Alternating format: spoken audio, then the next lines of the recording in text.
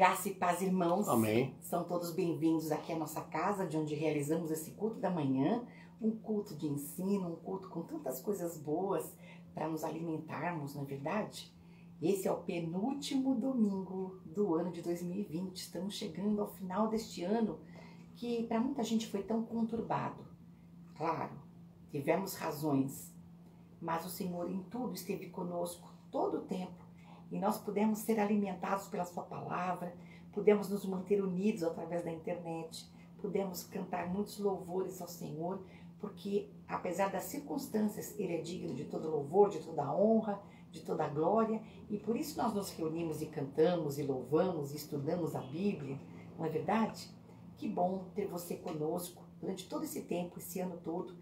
Ainda teremos aula semana que vem, vai ser um momento muito especial também com o professor Alexandre. Hoje ele conclui aquele estudo tão interessante que estávamos fazendo já há 2 semanas, hoje ele conclui e estamos muito felizes porque temos motivos para adorar, para nos alegrar com o Senhor. Vamos orar? Querido Deus, nós queremos te agradecer, Pai, porque durante todo esse ano nós pudemos nos reunir através da internet, estudando, aprimorando, Senhor, os conhecimentos da Tua Palavra. Pudemos também louvar e exaltar Teu nome, pudemos nos fortalecer mutuamente, Senhor, durante os momentos difíceis. Queremos pedir, Senhor, que o Senhor receba esse culto que foi preparado com carinho para o Senhor. E esteja também, Senhor, visitando cada um dos irmãos que nos acompanham e aqueles, ó Pai, que nesse instante estão precisando do Teu cuidado. Nosso sobrinho Rafael, que não está muito bem já há alguns dias, está agora fazendo alguns exames.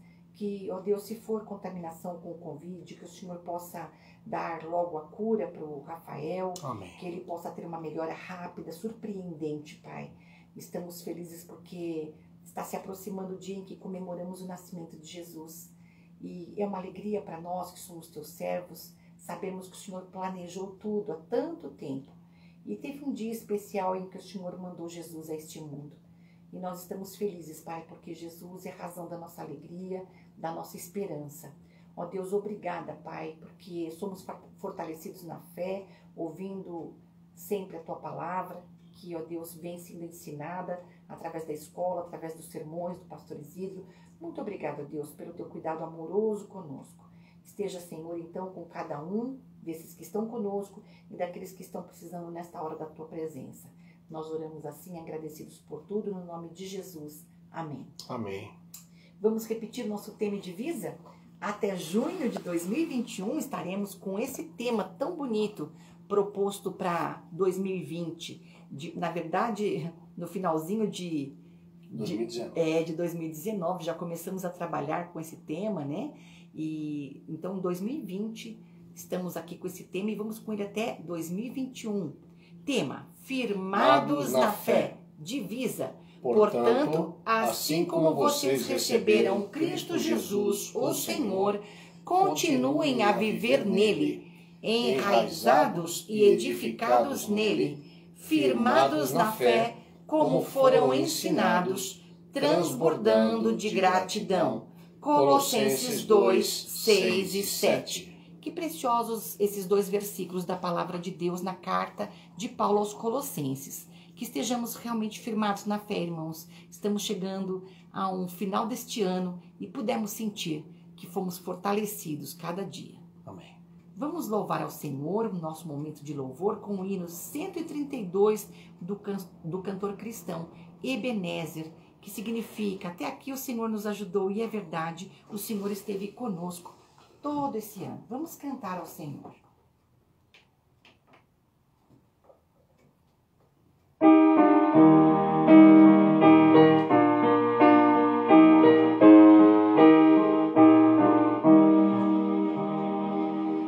Fonte de toda bênção, vem o canto me inspirar. Dons de Deus que nunca cessam, quero em alto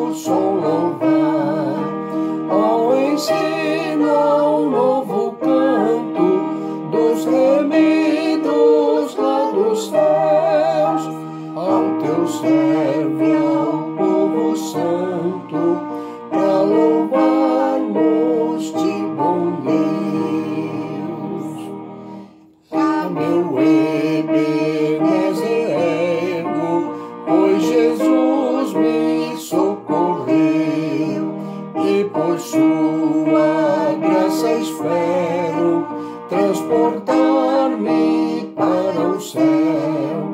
Eu perdido procurou-me, longe do meu Deus sem luz, maculado e vil lavou-me com seu sangue o bom Jesus.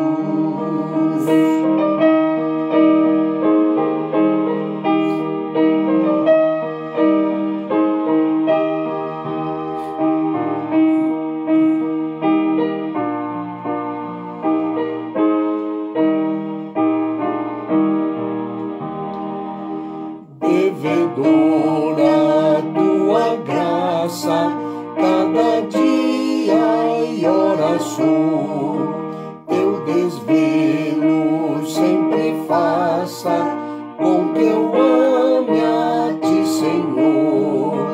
És minha alma vacilante, toma, prende-a com amor, para que ela todo instante glorifique a ti, Senhor.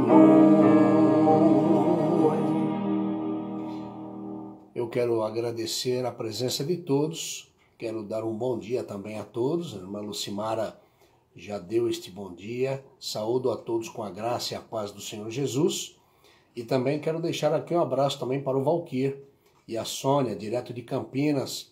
Bom também estar com vocês, tá? Que Deus abençoe você, Valquir, Sônia e toda a família também de vocês. Forte abraço a todos.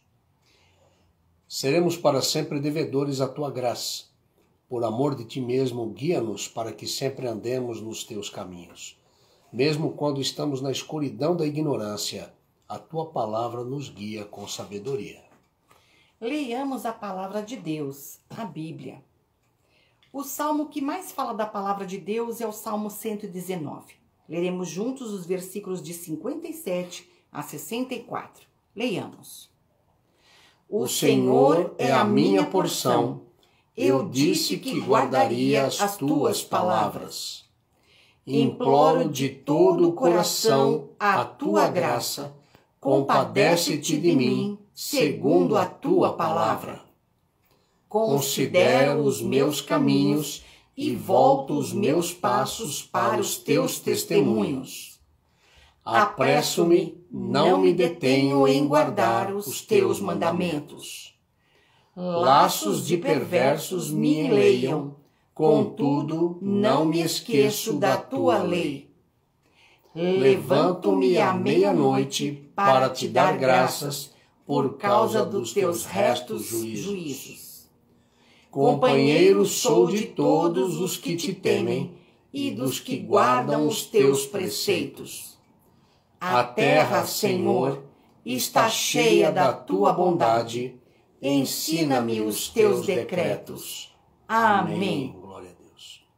Diremos assim como o salmista: companheiro sou de todos os que te temem e dos que guardam os teus preceitos. E é por isso que congregamos em igreja, para juntos guardarmos os preceitos do Senhor.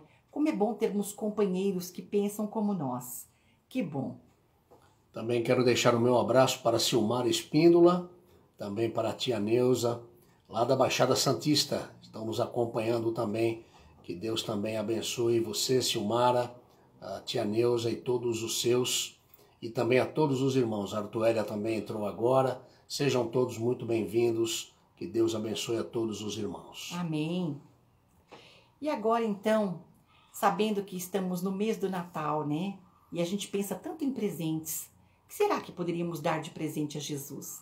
Criança pensa em brinquedo, pensa em coisas que criança gosta, mas que devemos consagrar ao Senhor, que devemos dar a Ele.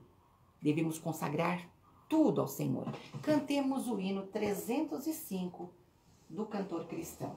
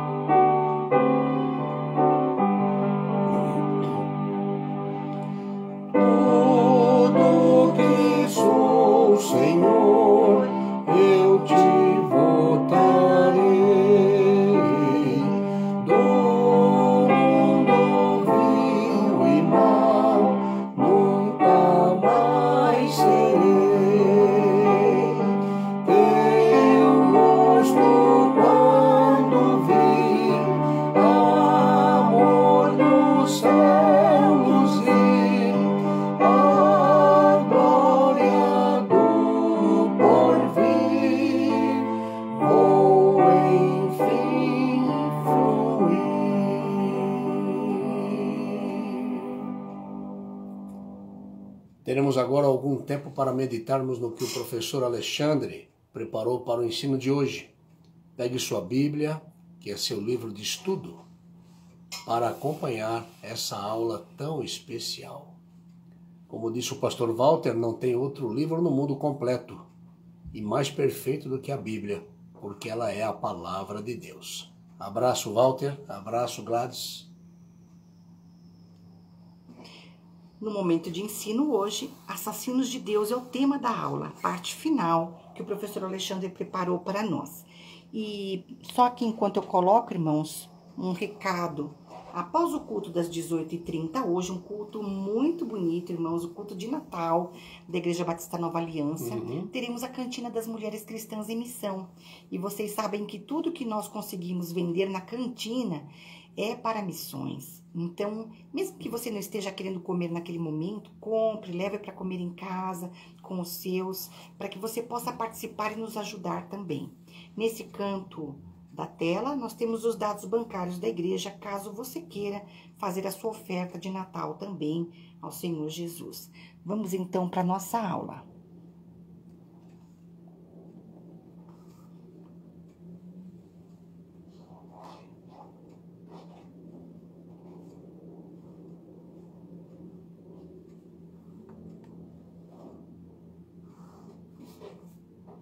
Apenas 40 minutos de aula, irmãos, vale a pena para a gente fechar esse assunto tão especial que o professor Alexandre preparou para nós.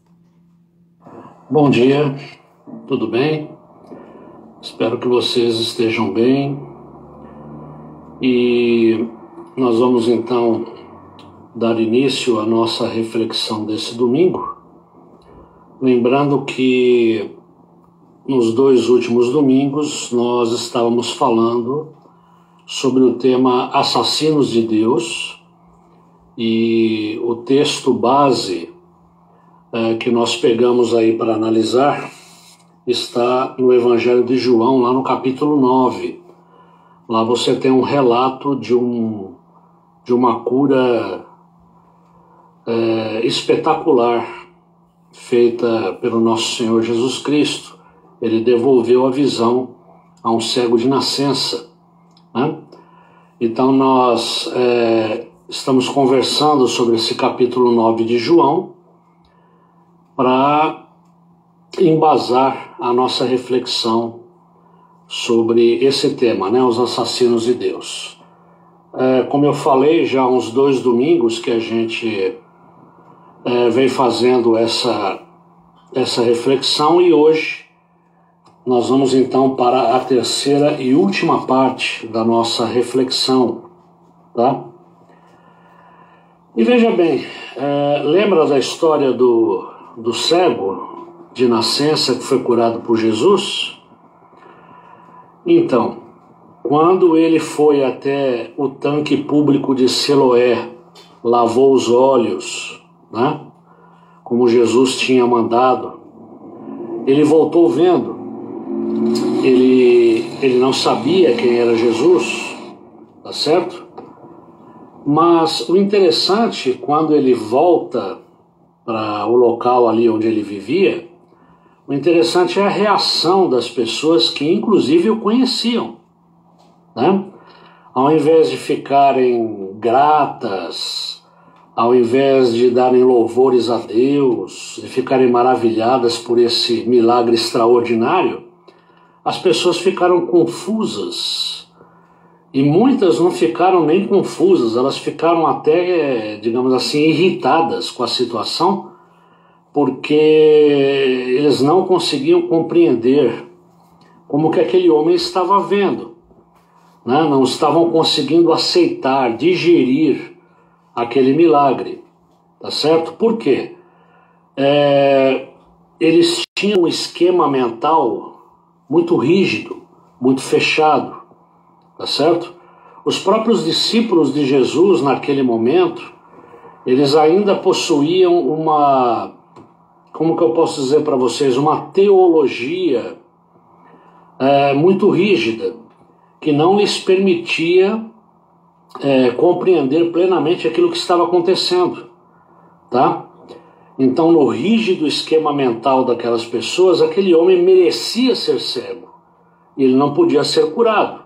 Afinal de contas, ele era cego por causa de algum pecado específico que tinha sido cometido, ou por ele, ainda no ventre da sua mãe, ou pelos pais. Tá certo?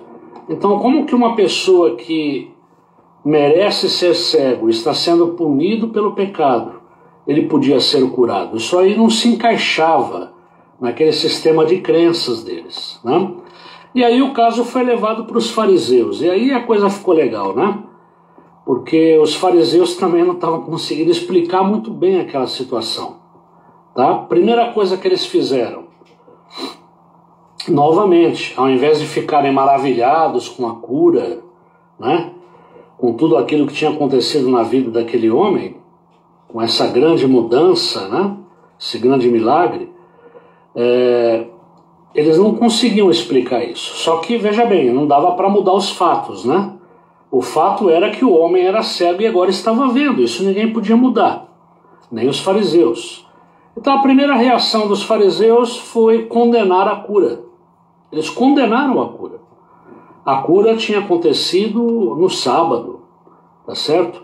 E Jesus tinha transgredido o sábado e por isso era um tremendo pecador.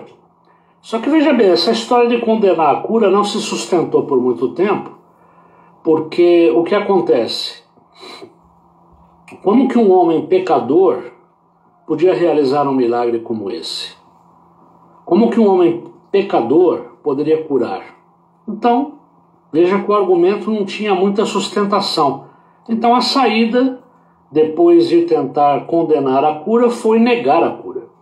Ou seja, pressionar o rapaz que tinha sido cego, pressionaram os pais desse rapaz, né? Exatamente para tentar induzir ao erro, né? Ou seja, confessa aí que ele não era cego, ele se fingia de cego, tá certo? Ou ele não era tão cego assim, tá certo? Então, é isso. Eles tentaram primeiramente condenar a cura e depois tentaram negar a cura. E aí, nós paramos mais ou menos nessa parte e eu vou retomar, tá? Para a gente dar continuidade. O que faltava às testemunhas da cura do cego? Estou falando tanto dos fariseus como do povo ali, que sabia que ele era cego de nascença, que presenciou tudo isso. O que faltava para essas testemunhas? Eles estavam muito preocupados com teologia.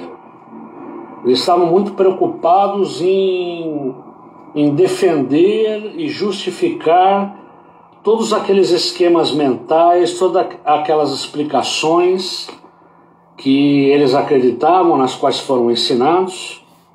Então eles gostavam muito de discutir teologia. Só que discutindo teologia, eles acabaram se perdendo no principal. Deixaram de ver a glória de Deus em ação, tá? Presos em seus esquemas mentais, não se permitiram ouvir a voz de Deus. Eles só viam o que queriam ver, enquanto isso Jesus curava. Eles só aceitavam o que foram ensinados a aceitar, e Jesus, enquanto isso, curava no sábado. Se o amor de Deus quisesse se manifestar, tinha que ser dentro do esquema deles, não no esquema de Deus, tá certo? Então, nós paramos aqui, algumas perguntas que podemos fazer agora. De onde vem este esquema que nega o amor de Deus em ação? Vem da dificuldade de amar, primeiramente. Vem da dificuldade de desejar amar como Deus ama. Vem de uma leitura distorcida da palavra de Deus. Presta bem atenção nisso. Na época de Jesus, nós sabemos que a Bíblia era composta pelo que nós entendemos hoje como Antigo Testamento. Então esses fariseus, esses doutores da lei, eles conheciam muito a Bíblia da época, né? Então o problema não era a leitura da Bíblia, né? Eles liam a Bíblia, eles conheciam, só que eles faziam uma leitura o quê? distorcida da palavra de Deus, tá? Ou seja, novamente nós poderíamos voltar naquela questão. O problema não é a Bíblia em si. A Bíblia, ela é inerrante. A Bíblia, ela não precisa ser atualizada no sentido de ser reescrita, mas muitas vezes as pessoas fazem uma interpretação daquilo que estão lendo e distorcem a palavra de Deus. Esse é o grande problema, e já acontecia lá nos tempos de Cristo, a história do servo, né? Então tá aqui, ó. Os fariseus liam a mesma Bíblia que Jesus lia, que era o Antigo Testamento para nós, tá? Eles liam a Bíblia para confirmar aquilo que eles criam. Jesus lia para ensinar sobre o amor generoso de Deus. Eles liam para explicar as coisas como elas eram. Jesus lia para mudar as coisas no que deviam ser. Presta bem atenção nisso. Os fariseus liam a Bíblia para explicar as coisas como elas eram. Jesus lia a mesma Bíblia para mudar as coisas no que elas deviam ser. Eles liam em busca de regras fixas. Jesus lia para mostrar que a vida é complexa. Eles liam para sufocar e Jesus queria trazer libertação. Eles liam para matar e Jesus veio para salvar, lia para salvar. Eles liam versículos. Eles liam passagens isoladas da Bíblia. Jesus lia a Bíblia no seu contexto total. Ele lia a Bíblia toda, tá? Os fariseus faziam da Bíblia um chicote. Jesus fazia dela um bálsamo para a ferida. Eles liam para construir prisões. Jesus lia para levantar, para erigir cabanas, sem portas e sem chaves, tá?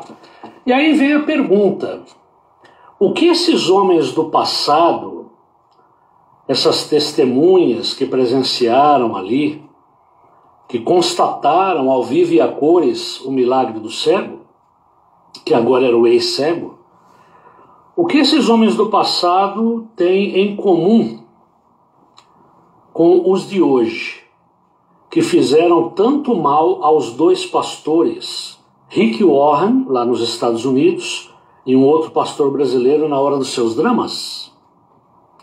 Não sei se você lembra da nossa primeira aula sobre os assassinos de Deus, né? Eu citei aqui um pastor batista muito conhecido, muito conceituado, Rick Warren, e infelizmente o seu filho cometeu suicídio. O seu filho tinha um transtorno mental, digamos assim, incurável, tá certo? E nem os melhores tratamentos conseguiram resolver essa questão. De vez em quando o filho desse pastor era tomado por uma angústia muito grande, uma depressão muito grande, ele acabou se matando, tá? E além desse pastor norte-americano, nós tínhamos citado também um outro pastor brasileiro, que não foi citado aqui o nome, mas ele também estava tendo seríssimas dificuldades com um filho que tinha transtornos mentais. E tanto um como o outro foram vítimas dos assassinos de Deus, daquelas pessoas que entraram ali na internet, postaram mensagem na internet, ao invés de levar consolo, levar conforto para essa gente, esse povo jogou sal na ferida. Ou seja, eles trouxeram ainda mais sofrimento. No caso do pastor que o filho cometeu suicídio, não faltaram comentários do tipo: ah, tá vendo? Conheceu o suicídio porque os pais falharam na educação religiosa do filho, faltava amor em casa, né? A família não era tão unida como parecia. Quer dizer, pintaram um quadro aí terrível, né? Então fica novamente a pergunta: o que esses homens do passado, lá dos tempos de Cristo, dessa história relatada aqui João, o que eles têm em comum com as pessoas de hoje que fizeram tão mal aos dois pastores nessa hora de sofrimento? ele tem aqui a resposta ao nosso texto. Ele diz assim: em comum, esses homens têm a hipocrisia. Dizem amar a Deus, mas odeiam os filhos de Deus. A Bíblia, no caso, chama esse pessoal de mentiroso. São os mentirosos. Sabe por quê? Está em 1 João 2,9. Quem afirma estar na luz, mas odeia seu irmão, continua nas trevas. 1 João 3,15. Quem odeia seu irmão é assassino. Talvez seja daqui que veio a ideia do Assassinos de Deus para o título, mas está aqui, ó. Quem odeia seu irmão é assassino, e vocês sabem que nenhum assassino tem a vida eterna em si mesmo. Outra passagem, 1 João 4, 20 e 21. Se alguém afirmar eu amo a Deus, mas odiar o seu irmão é mentiroso, pois quem não ama seu irmão a quem vê, não pode amar a Deus a quem não vê. Ele nos deu este mandamento: quem ama a Deus, ame também seu irmão. Então está aí.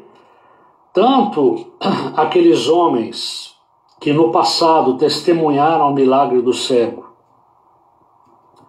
e não queriam aceitar esse milagre e tentaram negar o milagre, desqualificar aquela cura, tanto eles como esses verdadeiros urubus que estão sempre atrás de carniça na internet, eles têm em comum o quê? A hipocrisia, tá? E nós vimos aqui. Quando vemos Jesus curando o cego, deparamos-nos com um modelo a ser seguido. Jesus é o modelo a ser seguido. Jesus amou aquele homem. Ele poderia apenas falar sobre o amor aos discípulos olhando para o cego, mas ele preferiu mostrar o amor curando o doente. Entendeu aqui, né? Jesus não apenas falava do amor, mas ele amou a ponto de restaurar a visão àquele homem. E aí, diz aqui, eu e você somos convidados a amar, como Jesus amou. Devemos pedir a Deus que nos afaste de todo tipo de crueldade, sobretudo aquela que achamos fazer com boas intenções, como se estivéssemos defendendo a Deus. Presta bem atenção nisso. Temos não apenas que amar como Jesus amou, mas temos que pedir a Deus que nos afaste de todo tipo de crueldade, inclusive e sobretudo aquela crueldade que a gente pratica achando que está fazendo o bem. Achando, né, é aquela crueldade praticada com boas intenções. Não, eu fiz isso para defender a Deus, né? Como se Deus precisasse de defensores, né? Eu estava apenas defendendo a Deus, eu estava apenas preservando a sã doutrina, né? E vai por aí, tá certo? Defender Deus pode ser uma ilusão que nos leva a assassiná-lo, tá? E aí, nós vamos entrar agora aqui numa parte que diz aqui o seguinte: o valor do estudo. O valor do estudo. Muita gente às vezes menospreza o estudo, tá certo? Valorizando ou supervalorizando revelações, né? Mas o estudo é importante. Presta atenção no que nós vamos ler agora. Quando vemos os discípulos perguntando a Jesus, vemos um modelo a ser seguido. Já falamos que Jesus é um modelo a ser seguido. Agora, quando vemos os discípulos perguntando a Jesus, vemos um modelo a ser seguido. Lembra que na questão do cego, os discípulos de Jesus também tinham aquele esquema mental rígido. É cego porque pecou, é cego porque mereceu, né? Só que o cara era um cego de nascença, então a própria teologia dos discípulos naquele momento deu uma balançada. Eles questionaram a Jesus: ô Jesus, explica melhor isso aí. Quem pecou? Ele, os pais, né? Para que nascesse cego, tá? Então, olha aqui, os discípulos procuraram saber, eles pesquisaram. O gesto é o quê? Um convite ao estudo. E presta bem atenção nisso daqui, tá? Eu fecho totalmente com isso aqui. É claro que a gente não deve... Eu não estou falando aqui de você valorizar o intelecto, valorizar o conhecimento, a ponto de você anular a palavra, anular o espírito, não é isso? Tá? Mas uma das desgraças do cristianismo é a ignorância. A ignorância traz uma visão reducionista da vida, como se tudo pudesse ser explicado com uma frase, de preferência uma frase feita. Tá? Interessante isso. Então ele fala que um grande problema do cristianismo, na verdade estou falando problema, mas o texto chamou de desgraça, ele fala que é a ignorância. E isso não é um problema novo. As pessoas não querem perguntar, as pessoas não procuram saber, elas não querem pesquisar, elas não querem nada com estudo. Então acaba caindo o quê? Na ignorância. A ignorância reduz, né? Nos leva a uma visão bem reduzida, bem pequena da vida. Tá? A gente acha que pode explicar tudo com uma frase, de preferência, como ele fala aqui, uma frase feita, né? Um jargão, e não é assim, tá certo? E aí, para exemplificar esse problema da ignorância, ele vai mencionar aqui um pensamento perigoso. E sabe por que ele é um pensamento perigoso? Porque ele é um pensamento legalista. E todo pensamento legalista ele é contrário ao quê? À graça. Não se esqueça, somos salvos pela graça, não pela lei. Tem muita gente que ainda hoje gosta mais da lei do que da graça, mas cuidado, né? Então ele vai mencionar aqui um pensamento perigoso porque legalista é contrário à graça. Esse pensamento é o da lei da semeadura. Nossa, isso aí nós escutamos direto, né? Escutamos muito isso. Lei da semeadura. O que significa isso? É o famoso nós colhemos o que plantamos. Ela funciona, mas não funciona 100%. Aí é que está o grande problema. Quando você fala assim, nós colhemos o que plantamos, é a lei da semeadura, ponto. Né? Essa lei da semeadura funciona? Funciona. É uma verdade? É uma verdade. Tá certo? Por exemplo, se você dar lugar aos vícios, fumar, beber, né? E vai por aí afora, tá certo? É claro que uma hora a conta vai chegar.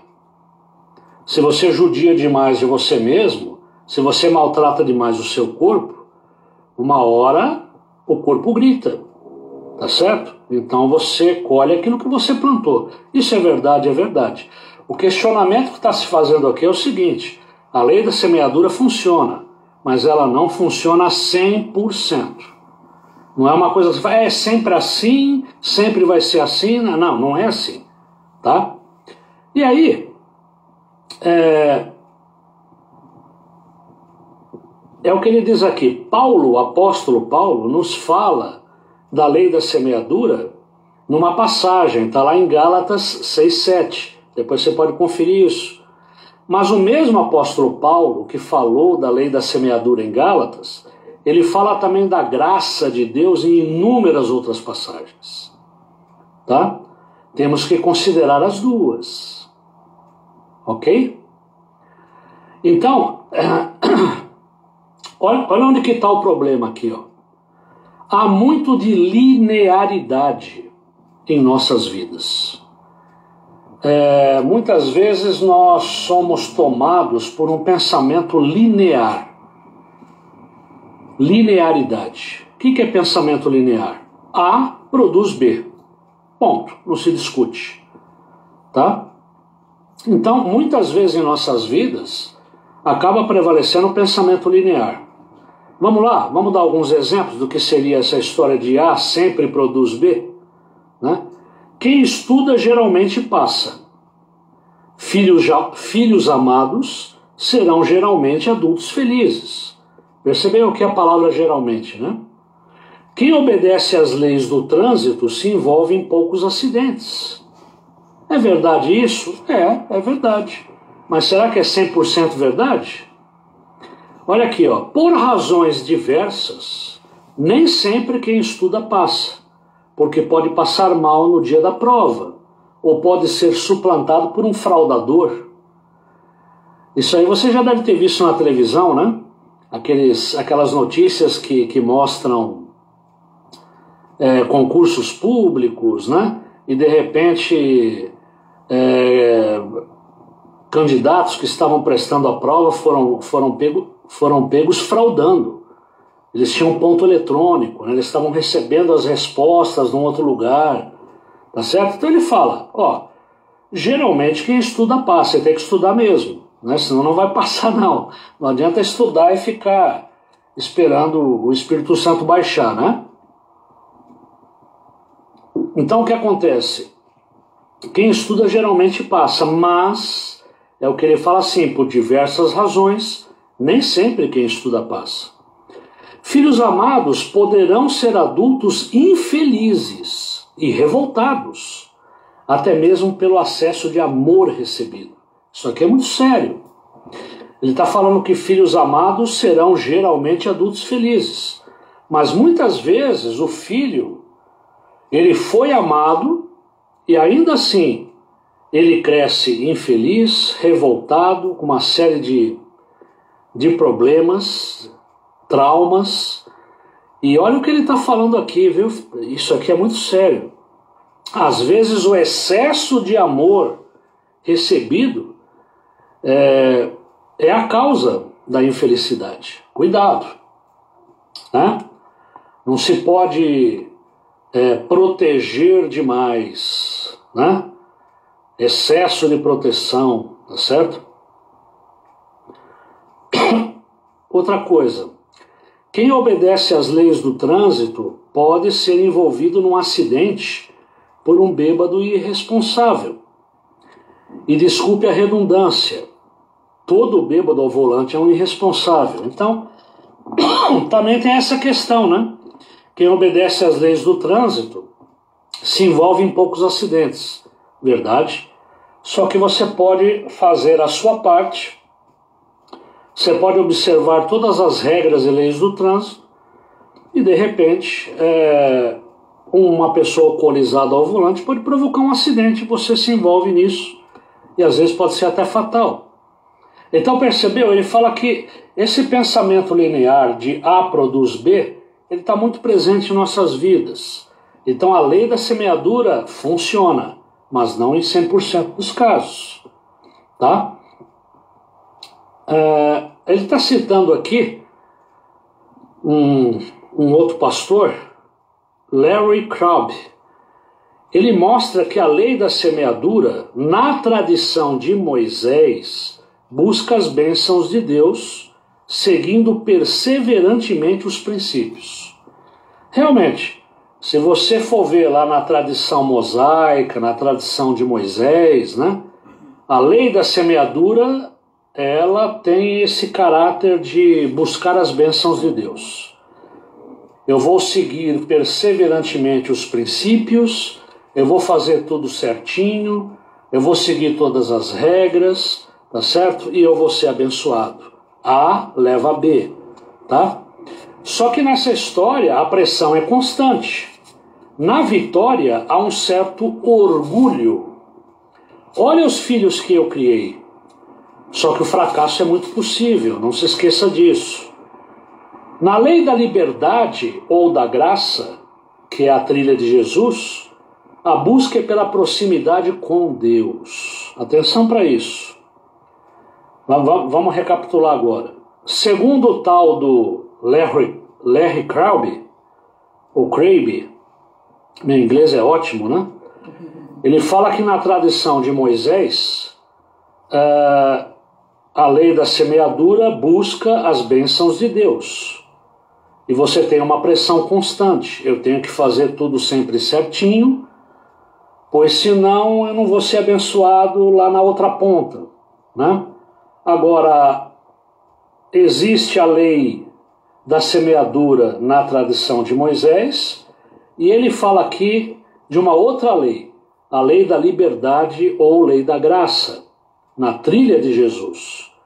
E nessa lei, o objetivo não é, o foco aqui não é buscar as bênçãos de Deus, é buscar uma proximidade com o próprio Deus. Os verbos aqui são pedir misericórdia, descobrir a graça e experimentar o descanso. Não há pressão. A vitória é festejada como graça, embora até tenhamos contribuído para ela, nem que seja orando. Tá? Então você entendeu aqui?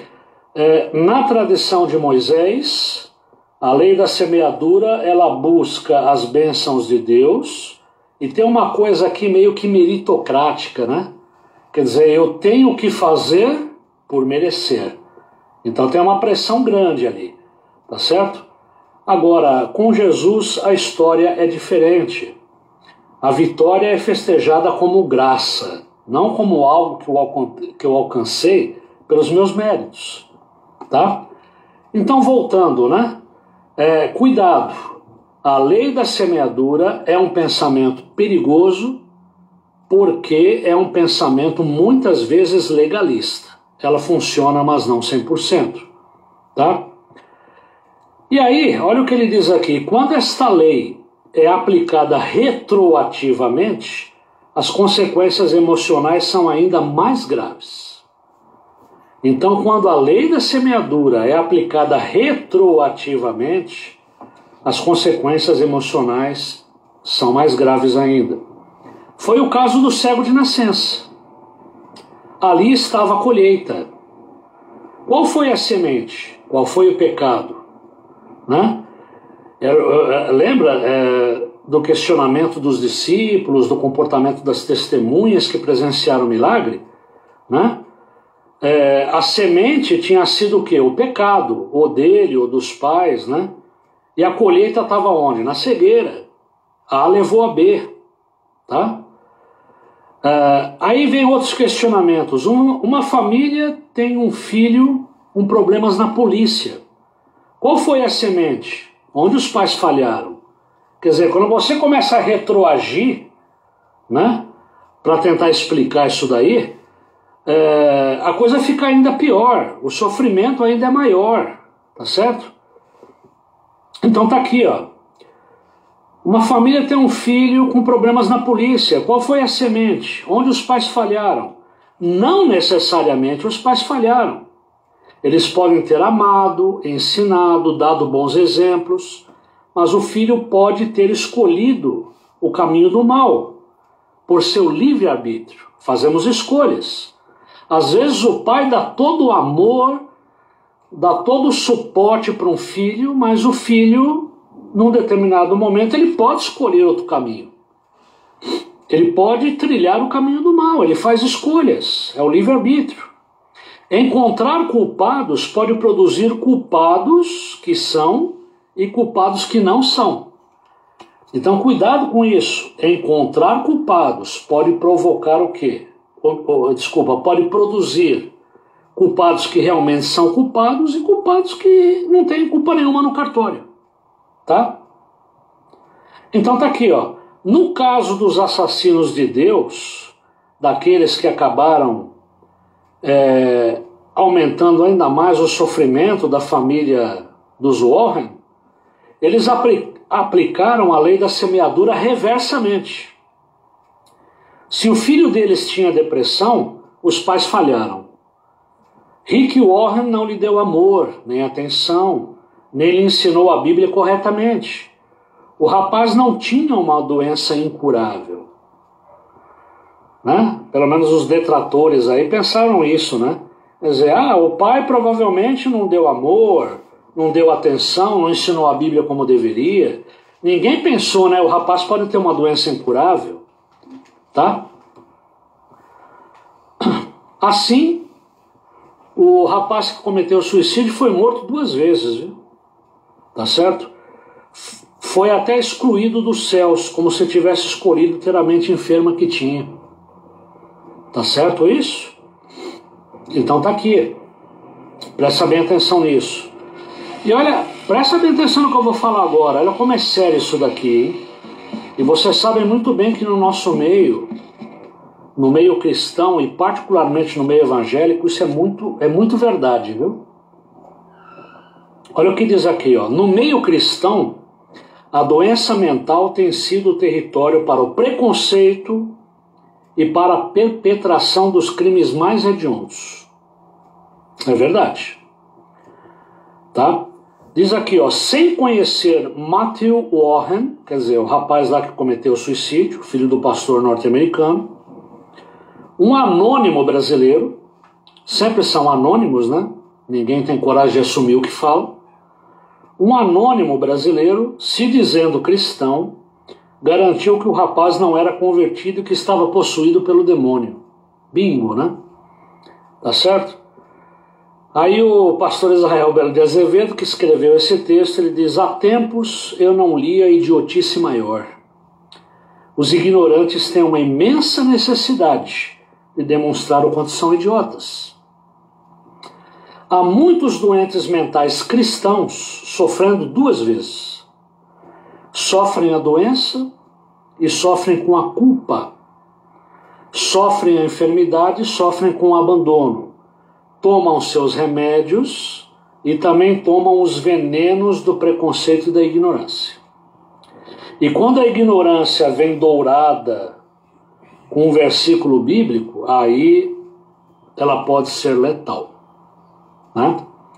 Temos que tomar muito cuidado com isso.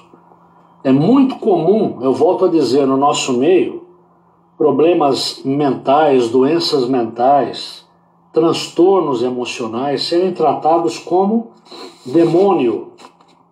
Tudo é demônio, tudo tem que ser, né? Tudo tem que ser exorcizado, né? Cuidado, hein? Nem sempre é assim, tá? Nem sempre é assim. E agora nós vamos então concluir. E antes de fazer essa conclusão, eu queria só dizer aqui o seguinte. Olha que coisa interessante que eu encontrei na Bíblia de Estudo. Eu gosto muito da Bíblia King James, é uma Bíblia de estudo que eu tenho, porque, veja bem, Jesus, acho que vocês entenderam aqui, né? Quando nós falamos assassinos de Deus, estamos falando daquelas pessoas que gostam muito de fazer julgamento, né? Tá certo? E lá em Mateus, no capítulo 7, no Evangelho de Mateus, Jesus falou sobre o julgamento. E olha que coisa interessante, quer ver? Já caminhando aqui para o final, tá bom? Mateus 7, vamos lá. Quase lá, tá?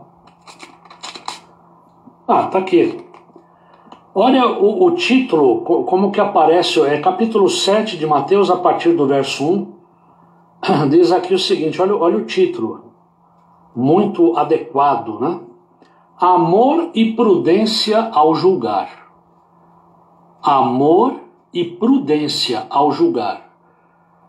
Passagem que nós conhecemos muito bem, diz aqui, ó, não julgueis para que não sejais julgados. Pois com o critério com que julgardes, sereis julgados, e com a medida que usardes para medir os outros, igualmente medirão a vós. Porque reparas tu o cisco no olho de teu irmão, mas não percebes a viga que está no teu próprio olho? É amor e prudência ao julgar. E olha o que diz aqui no comentário, coisa interessante, ó. Jesus proíbe certa espécie de julgamento, mas aprovam o outro de diferente espécie. Interessante isso, né? Fala, peraí, professor, como que é isso aí? Jesus proíbe um certo tipo, uma certa espécie de julgamento, mas aprova um outro tipo de julgamento? É mais ou menos assim, ó. Condenar outros por suas faltas é falhar no exercício do perdão.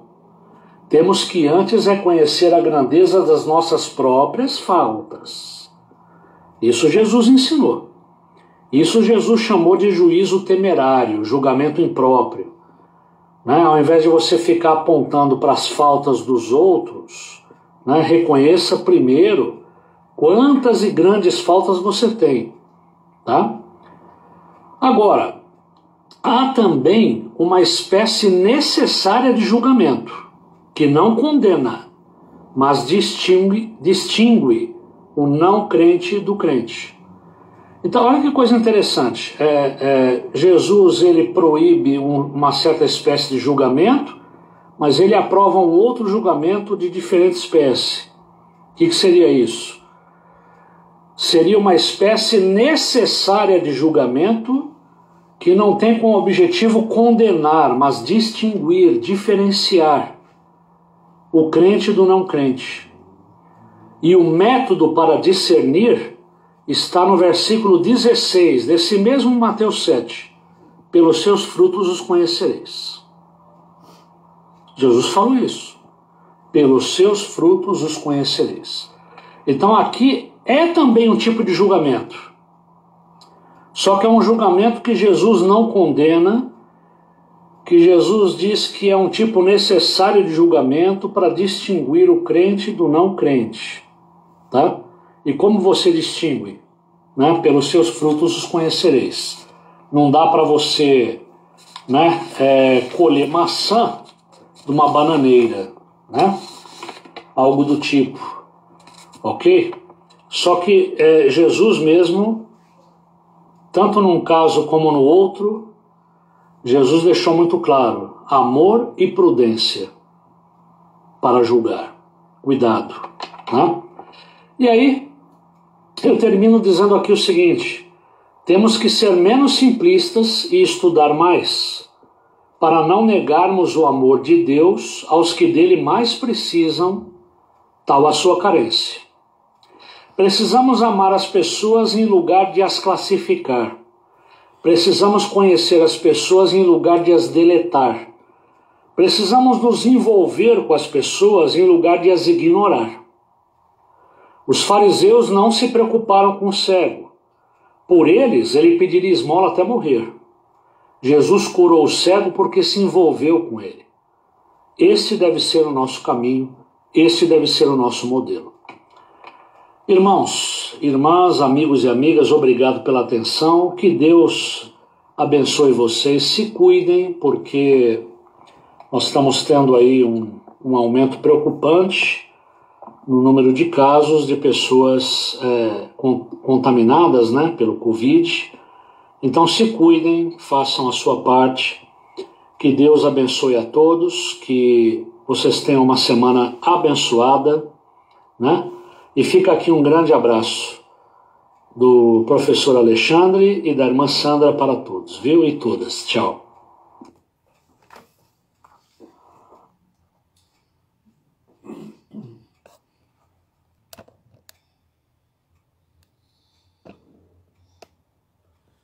Graça e paz, irmãos. Excelente tema. 3 domingos seguidos com esse tema. Parabéns ao nosso querido irmão diácono, professor Alexandre, pela excelente explanação e por sempre nos levar a pensar. O crente, o cristão, ele tem que saber pensar e pensar de forma correta. E pensar de forma correta é pensar à luz da palavra de Deus. Que a palavra de Deus é a verdade. A palavra de Deus é tudo aquilo que rege a vida de um cristão. Muito, muito bom tema. Amei esse tema e que o Espírito Santo possa completar em cada um de nós tudo aquilo que foi falado nesses últimos 3 domingos dentro deste tema. E se você gosta de aulas como essa, acesse lá no Facebook, acesse o site ali da igreja e você vai poder, através do Facebook, através do nosso canal, você tem acesso a todos os cultos. De quinta-feira, o de domingo de manhã, com a Escola Bíblica Dominical e também com o nosso culto noturno, das 18h30. que eu estou convidando vocês para hoje estarmos juntos. Hoje faremos na igreja, no culto que antecede ao Natal, o último domingo, né? Antes do Natal, nós teremos o nosso culto de Natal, hoje à noite, 18h30. Então você é nosso convidado. Aqueles que puderem estar conosco, será uma alegria tê-los ali, seguindo os protocolos, como temos seguido até aqui, e vamos celebrar juntos o nome do nosso Deus. E domingo que vem, dia 27, o último domingo do ano, teremos o nosso culto de ação de graças. Eu gostaria muito que todos estivessem presentes, com máscara, seguindo os protocolos, para celebrarmos, agradecermos a Deus por este ano de 2020. Então já agende aí, tá ok? Que Deus abençoe você, Deus abençoe sua família, que te dê uma tarde muito gostosa, e 18h30, em nome de Jesus e por vontade do Senhor, nos encontraremos na igreja e também através da internet. Que o amor de Deus, o nosso Pai, que a graça de Jesus Cristo, teu Filho, e que a comunhão e a instrução do Espírito Santo repousem sobre a Igreja Batista Nova Aliança em Vila Guilhermina, sobre todos aqueles que nos acompanham, irmãos, irmãs, amigos, que nos acompanham pela internet, e sobre todo o teu povo espalhado pela face da terra, hoje e até a volta do Senhor Jesus, no nome de quem oramos. Amém. Fiquem na paz de Cristo.